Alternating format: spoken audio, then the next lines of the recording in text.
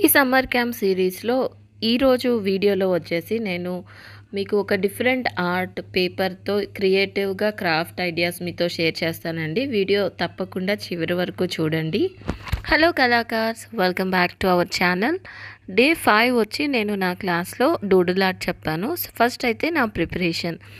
Everyday class ముందు రోజే నేను కావాల్సిన మెటీరియల్స్ అన్నీ కూడా ప్రిపేర్ చేసుకుంటాను. సో ఈరోజు డూడుల్ ఆర్ట్ డ్రాయింగ్తో పాటు ఒక డిఫరెంట్గా క్రాఫ్ట్ చేద్దామని చెప్పి నేను పేపర్స్తో యూస్ఫుల్ అండ్ క్రియేటివ్గా ఉండాలి అండ్ మన థీమ్ సమ్మర్ కాబట్టి ఆ థీమ్లో ఈ డిఫరెంట్ క్రాఫ్ట్ అనేది నేను సెలెక్ట్ చేశాను. ఈ ఫొటోస్ అన్ని వీడియో చివరిలో యాడ్ చేస్తానండి.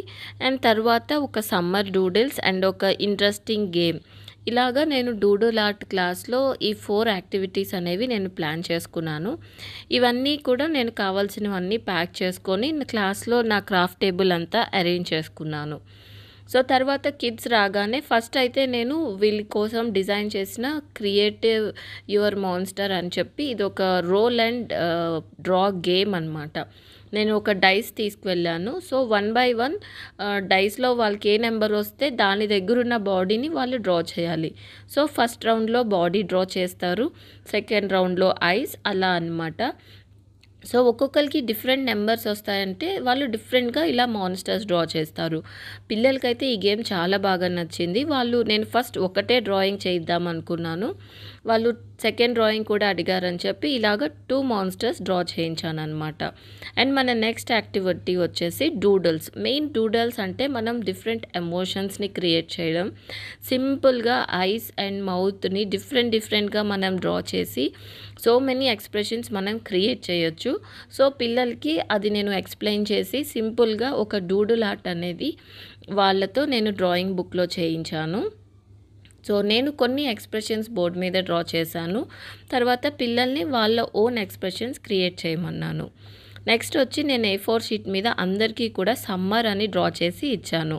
ఇది డూడల్ ఆర్ట్ కాబట్టి నేను సమ్మర్ రిలేటెడ్ డూడల్స్ అన్నీ కూడా బోర్డ్ మీద డ్రా చేసి పిల్లలకి వాళ్ళకు నచ్చినవి సెలెక్ట్ చేసి ఈ సమ్మర్ అని దీని చుట్టూ కూడా డూడల్స్ డ్రా చేసి డెకరేట్ చేయమని చెప్పాను.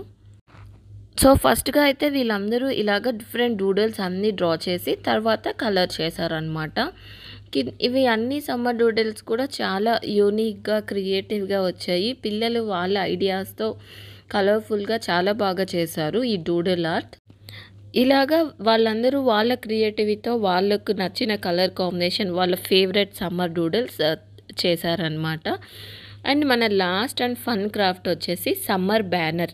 అంటే నేను కట్ చేసిన పేపర్స్ అన్నీ ఫస్ట్ ఇచ్చి వాటి మీద వాళ్ళ ఫేవరెట్ ఎమోషన్స్ డ్రా చేయమన్నాను అనమాట.